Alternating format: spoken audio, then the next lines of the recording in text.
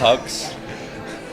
Man-on-man hugs, because we're not scared. Real men sometimes hug each other, you know, and there's nothing wrong with that. A single tear fell down. It's okay, big guy.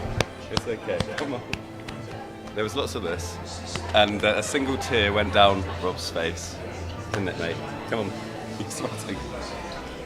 Powder, can I get some powder? We filmed our last ever scene only last night, and that's very much in my heart and in my head at the minute, and will be for a very long time. It's tragic. One of my favourite memories that I take away will be playing Bananagram with Maggie Smith, and quite often beating her, which makes her very, very cross.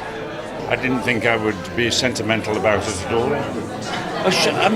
Look, you've lived with this. I'm sorry.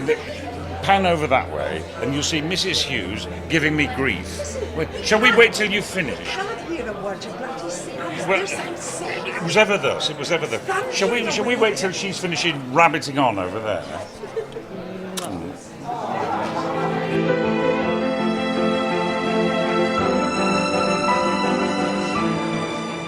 Mr. Molesley, although nobody could do a better job than him, I have to say. Molesley, I think he's the best character.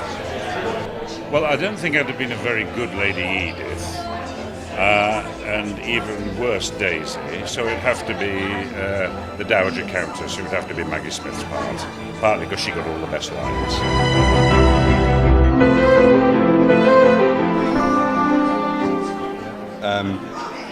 You've got to say me, because I'm right here. Yeah, Rob. I'll miss Jim most. I shall miss Phyllis Logan, Mrs. Hughes the most, and all the crew, because, I mean, we worked with the crew every day, and they were, although they're behind the camera, we couldn't do without them, all their hard work. So collectively, them, individually, Mrs. Hughes. I miss all of them. I mean, obviously, Mr. Carson is very close to my heart as Mrs. Hughes, but also as an actor. You know, we do a lot of stuff together, and we have such a laugh, and we've just, you know, we're really fond of one another. We've had a great duo, and also the other downstairs lot, Mrs. Patmore and Sophie McShader over here, Leslie. One of the things that one can never anticipate prior to doing a job is new friendships.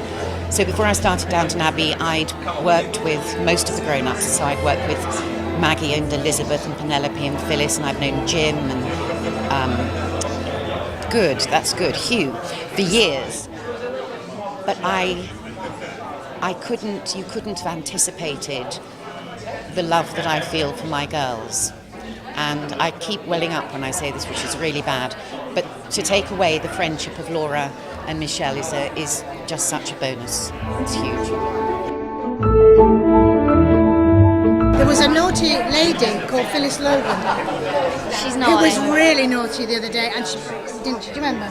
She shouted out a bit loud. Yeah. Phyllis has actually been really naughty this Phyllis year. has got naughtier and naughtier. So I think they used to say a couple of the guys, but Miss Logan's gone for my money, the funniest and the naughtiest award. Yeah, she is. Without a doubt, Rob James-Collier.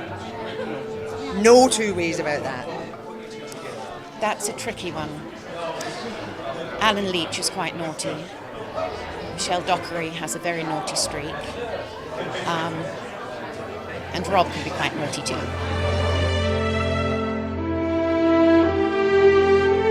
I think he'll be a self-made businessman.